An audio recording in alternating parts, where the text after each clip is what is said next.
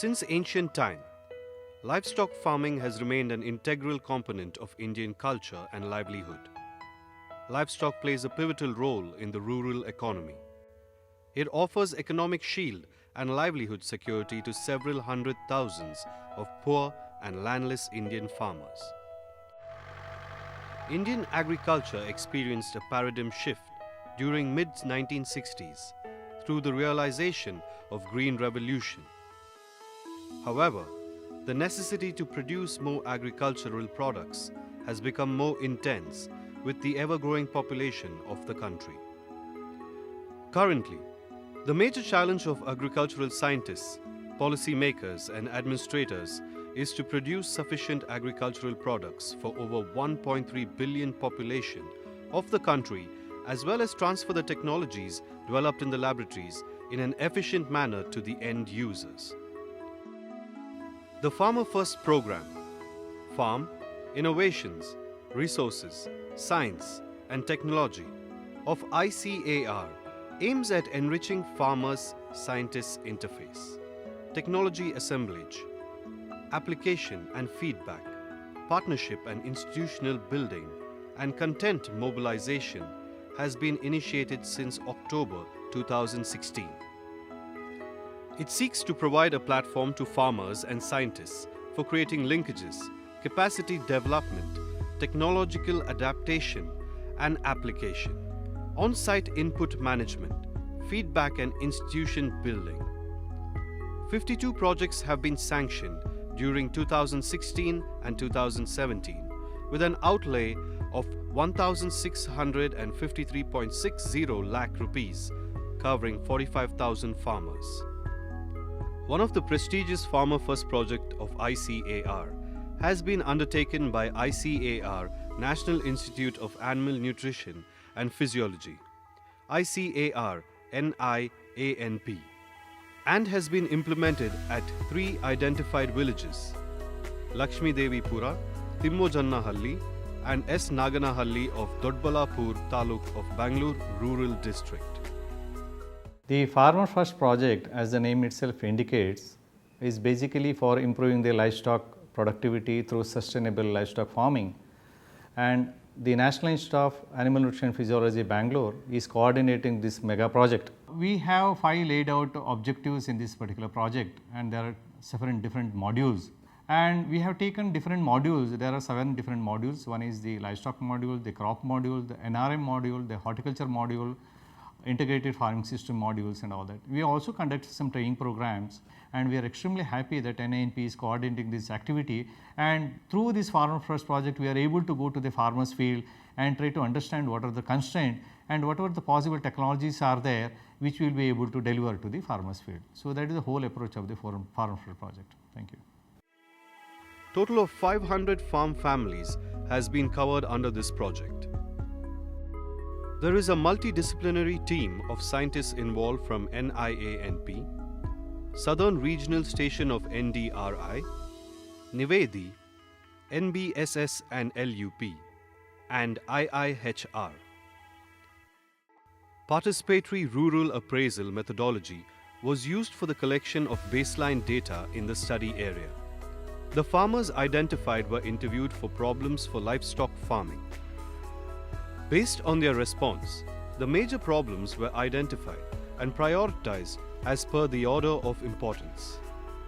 Suitable combination of technologies was identified for different resource levels and management capacity of farmers, which can address the identified and prioritized problems for the existing production system.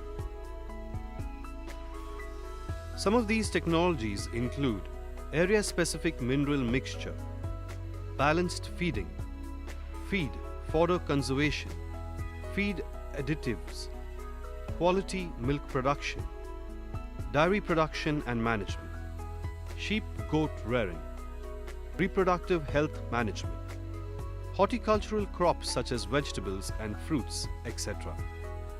Awareness campaigns and capacity building of farmers and other stakeholders in important areas concerning livestock and allied sectors were undertaken. As an initiative for capacity building of farmers, several trainings, workshops, visits interfaces were organized on various technology modules. There are different technology interventions being implemented under modules such as livestock, horticulture, rural enterprises, natural resource management, etc. NIANP has come out with area-specific mineral mixture, which prevents excess and interactions of minerals and provides essential mineral for absorption from the gut. Not only this, by formulating this mixture with deficient and most limiting minerals, it has been made most cost-effective as compared to normal mineral mixture. Feeding of area-specific mineral mixture for nutrient deficiency helps in correcting metabolic functions, apart from rectifying reproductive disorders. ಸಂಸ್ಥೆಯರು ಬಂದು middle mixture ಹಾಕು ಅಂತ ಹೇಳಿದ್ರು. ಪೌಡ್ರನ್ನ ಪೀಡಲ್ಲಿ mix ಮಾಡಿ ಕೊಡ್ತಾ ಇದ್ದೀರಿ. ಇದು mixture ಕೊಟ್ಟಾಗಿಂದ ಹಾಲು ಬೆಳಗ್ಗೆ ಹೊತ್ತು ಅರ್ಧ ಲೀಟ್ರು ಮತ್ತು ಸಾಯಂಕಾಲ ಅರ್ಧ ಲೀಟ್ರ್ ಜಾಸ್ತಿ ಬರ್ತಾ ಇದೆ. ಫ್ಲಾಟು ಜಾಸ್ತಿ ಬರುತ್ತೆ. ಮುಂಚೆ 3-6 ಹಂಗೆ ಬರ್ತಾಯಿತ್ತು, ಇವಾಗ 4-1-4-2 ಬರ್ತಾ ಇದೆ. ಇದು ತಿಂಗಳಿಗೆ 750 ರೂಪಾಯಿ ಜಾಸ್ತಿ ಬರ್ತಾ ಇದೆ ಹಾಲು. ಅದರಿಂದ ನಮಗೂ ಉಪಯೋಗ ಆಗುತ್ತೆ. Green fodder constitutes a major component of animal feed and is a crucial factor in deciding the milk yield and milk fat content. Many a times, fodder availability becomes the determining factor in dairy farming. Under Farmer First project of NIANP, COFS 31, fodder sorghum, hedge lucerne and agati were promoted in adopted villages. The area under fodder production has increased considerably over last few years. We took advice from the scientists from NINP where they advised us to go for different variety of green fodders. After feeding different variety of green fodder, the quantity of concentrate feed has been reduced. Even the production of the milk has been increased from 170 liters of milk to 230 to 240 liters per day. Azola is a protein-rich green feed. The use of Azola as a green feed for fish, swine, poultry and cattle has been tested with favorable results. It can be used as a valuable green feed supplement along with crushed grain or bran, particularly under low-input livestock production system. This low-cost technology is easy to adopt, and that is the reason that it is gaining popularity among farmers. Generally, in places where land is subfertile or not suitable for crops, it could be grown with ease. Azola can be grown in shallow ponds. These ponds can be made on the ground with polythene lining, or a cemented pond can be used for Azola production. Nowadays, ready-made vermicomposting HDP ponds are available which can also be used for Azola cultivation. Location should be close to water source and easily monitored on daily basis. A 6 by 4 feet wide pond is sufficient for a supply of 1 kg fresh Azola every day. The pond should be covered with a net to avoid fall of leaves and other unwanted debris. This net also provides partial shade for the good growth of Azola. ಅಜ್ವಾಲ ಕೊಟ್ಟಾಗಿಂದ ಹಸುನು ಚೆನ್ನಾಗಿದೆ, ಚೆನ್ನಾಗಿ flat degree ಎಲ್ಲನೂ ಚೆನ್ನಾಗಿ ಬರ್ತಾಯಿದೆ, ಹಾಲೂ ಜಾಸ್ತಿ ಬರ್ತಾಯಿದೆ. ಅಜ್ವಾಲ ಬಳಸೋಕ್ಕೆ start ಮಾಡಿದ ಮೇಲೆ ನಮಗೆ ಬೆಳಿಗ್ಗೆ ಟೈಮು 1 ಲೀಟ್ರ್ ಹಾಲು ರೈಸ್ ಆಗಿದೆ, ಸಂಜೆ ಟೈಮು 3/4 ಲೀಟ್ರ್ ಹಾಲು ರೈಸ್ ಆಗಿದೆ. ಅಂದರೆ 1/3 ಲೀಟ್ರ್ ಹಾಲು ರೈಸ್ ಆಗಿದೆ ಡೈಲಿ ನಮಗೆ. A major chunk of milk production in India is contributed by small and marginal farmers. The smallholder farmers find it difficult to maintain milk production during lean periods due to limited green fodder availability. Hence, conserving the excess green fodder produced during flush season is essential.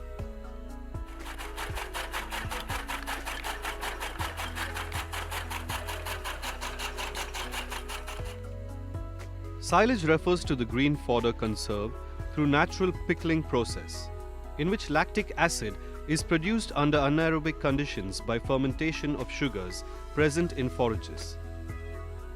ICAR NIANP Bengaluru tested silage making in plastic drums and found it to be economical and practical, especially for the small holders of livestock. In general, the animals were kept in highly unhygienic conditions in the adopted villages. The housing facilities were not standard and cleaning of the premises was not done regularly. The milking vessels were not cleaned properly. The personal hygiene of the milker was not taken care of before milking. These conditions led to unhygienic milk production and drudgery for farm women, as most of the milking operations were managed by them. There were very high occurrence of mastitis, clinical and subclinical, up to 75% among the 600 animals screened, leading to fibrosis and complete blockout of udder and not yielding milk. Milk samples screened had shown high somatic cell count and microbial load. Thus, animals became less productive, causing considerable economic loss to the farmer. To improve the quality of the milk produced and to enhance livestock production performance, a need-based quality milk production protocol program was designed by the team, which is in line with standard HACCP protocols for quality milk production. NIANP camper ಬಂದು ಕೆಚ್ಚಲು ಬಾವು ಬಗ್ಗೆ ಮಾಹಿತಿ ಕೊಟ್ಟಿದ್ದಾರೆ. ನಮ್ಮನೆಯಲ್ಲಿ 2 ಹಸುಗೆ ಮುಂಚೆ ಆಗಿತ್ತು. ಅದರಿಂದ ಇನ್ನೂ 2 ಹಸುಗೆ ಅಡ್ಕಂತೈತೆ ಅಂತ ನಾವು ಅದನ್ನು ಇದು ಮಾಡಿದಾಗ ನಮಗೆ ಒಂದು ಬಟ್ಲು ಕೊಟ್ಟಿದ್ದಾರೆ, ಅದರಲ್ಲಿ ಮೆಡಿಷನ್ನು ಕೊಟ್ಟಿದ್ದಾರೆ. ಯಾವ ಮನೆಯಲ್ಲಿ ಹಾಲು ಕೆಟ್ಟಿದೆ ಅಂತ ನೋಡ್ಕೊಂಡು ನಾವು ಔಷಧಿ ಅದಕ್ಕೆ ಹಾಕ್ತೀರಿ. ತುಂಬ ಅನುಕೂಲ ಆಗಿದೆ. ಇವಾಗ ಅದು ಕಂಟ್ರೋಲ್ ಆಗ್ತಾ ಬರ್ತೈತೆ. ಹಸುನು ಚೆನ್ನಾಗಿ ಆಗಿದೆ. One of the major problems identified and prioritized in the villages was restricted movement to lame animals, causing reduced productive and reproductive efficiencies. To address this challenge, we have designed a comprehensive lameness management program for the animals in the adopted villages. More than 100 animals were covered in this program. The program included curative treatment of lameness among animals through provision of rubber mats and oral supplementation of biotin and zinc sulfate. So there are various strategies to address this particular problem. One of the strategy is nutritional supplement and another one is through management. Management in which we offer some comfortable bedding, in which one of the identified strategy under Farmer First project is through providing rubber mats to this dairy farmers. Under nutritional supplements, we are providing zinc sulfate and biotin. These two supplements, in addition to rubber mats, are expected to provide some support to animals, which will ensure their comfort, and then it will help them in relieving from this lameness. Profitability of a maintaining dairy animal depends on its reproductive efficiency. It is like a mantra as said that a calf per cow per year is essential for successful dairy farming. For optimal and successful productivity, the cows should get pregnant within 2 to 3 insemination. The cows should calve once in 12 to 14 months, and the cow should conceive within 90 days after calving. The animals should be inseminated within 12 hours from the onset of estrus symptoms. The timing of mating or insemination is closely related to successful conception or fertilization. The inseminated heifers should be checked carefully for estrus symptoms 17 to 22 days post-insemination. If the animal does not show estrus signs, 45 to 60 days of post-insemination, a pregnancy test should be carried out with the veterinary doctor for pregnancy confirmation. Fixed time insemination may be carried out in a problematic heifers which are not becoming pregnant even after 3 to 5 insemination. Synchronization with fixed time insemination protocol like OV-sync or double sync protocol may be used for successful fertilization with hormonal treatment. ಹಸು ಫಲನೇ ಆಗ್ತಾ ಇರಲಿಲ್ಲ. ಈ ಸುಮಾರು ಸಾರಿ ಕೊಡಿಸಿದ್ರೂ 7 ನಿಲ್ತಾನೆ ಇರಲಿಲ್ಲ. NIANP ಅವರ ಸಂಸ್ಥೆಯಿಂದ ಬಂದು ಆಡನಹಳ್ಳಿನಲ್ಲಿ camp ಹಾಕಿದ್ರು. ಆಮೇಲೆ ಅವರು ಡಾಕ್ಟ್ರ್ ಹತ್ರ ತೋರಿಸಿದ್ಮೇಲೆ ಒಂದು ಇಂಜೆಕ್ಷನ್ ಹಾಕಿದ್ರು. ಆಮೇಲೆ ತಿರುಗಿ ಇನ್ನೊಂದು ಸರಿ 7 ಕೊಟ್ಟಾದಮೇಲೆ ಫಲ ಆಯಿತು. ಬಂದಿದ್ದಕ್ಕೆ ಹಸು ಫಲನೂ ಆಯಿತು, ಹೆಂಗೋ ಅನುಕೂಲನೂ ಆಯಿತು ಸರ್ ನಮಗೆ. Efforts are being made to propagate hydroponic fodder cultivation, which will help to reduce water and land requirements for fodder production. This will also help in year-round supply of green fodder. Sir ನಮಗೆ ಬೆಂಗಳೂರಿಂದ NIANP ಅವ್ರು ಬಂದು ನಮಗೆ ಮೊಳಕೆ ಹುಲ್ಲು ಯಾವ ಥರ ಬೆಳಿಬೇಕು ಅದನ್ನ ಯಾವ ಥರ ನಾವು ಇದು ಮಾಡಬೇಕು ಅಂತೇಳಿ ಹೇಳ್ಕೊಟ್ಟಿದ್ದಾರೆ ಸರ್. ಚೆನ್ನಾಗಿ ಇಂಪ್ರೂವ್ ಆಗಿದೆ ಸರ್ ಇದು ಕೊಟ್ಟಾಗಿಂದ ನಮಗೆ. 3 kg ಕೊಡೋದ್ರಿಂದ ನಮಗೆ ಹಾಲು ಇಂಪ್ರೂವ್ ಆಗಿದೆ ಮತ್ತು ಫ್ಯಾಟು ಚೆನ್ನಾಗಿ ರೈಸ್ ಆಗಿದೆ. ಆಮೇಲೆ SNF ಬರ್ತಾಯಿದೆ. ಹಾಲು ಇದರಲ್ಲಿ ಒಂದು ದಿವಸಕ್ಕೆ 3 ಲೀಟ್ರ್ ಹಾಲು ರೈಸ್ ಆಗಿದೆ ಸರ್. ಇದರಲ್ಲಿ ತಿಂಗಳ ಬಂದರೆ 1,500-2,000 ರೂಪಾಯಿ ಎಕ್ಸ್ಟ್ರಾ ದುಡ್ಡು ಬಂದರೆ ನಮ್ಗೆ ಒಂದು ಅನುಕೂಲ ಆಗುತ್ತೆ ಸರ್ ರೈತರಿಗೆ. Water availability is a major concern in the adopted villages, and the area receives very less rainfall. The area under horticultural crops is limited to farmers who have irrigation facility. Under the project, an attempt was made to introduce high-yielding varieties of a number of vegetable crops such as onion, ridge gourd, tomato, long-yard beans, etc., and a few fruit crops like papaya and drumstick. These varieties are developed by ICAR, Indian Institute of Horticulture Research.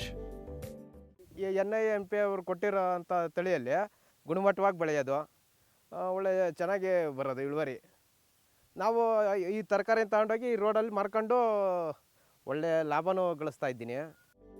After a period of 3 years of intervention in the area under horticulture crops have expanded considerably and income of farmers has improved.